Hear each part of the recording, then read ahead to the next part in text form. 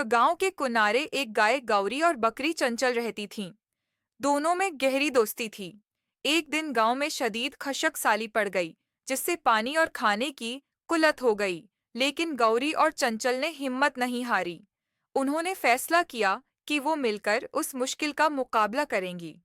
जब भी गौरी को कहीं से घास मिलती, वो चंचल के साथ बांटती, और जब चंचल को पानी का कोई जरिया मिलता, तो वो उसे गौरी के साथ शेयर करती।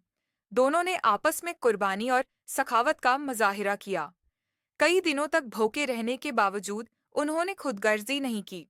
इसी दौरान गौरी ने जमीन खोदकर एक छोटे चश्मे का सुराग लगाया, और चंचल ने कुछ पत्ते इकट्ठे किए।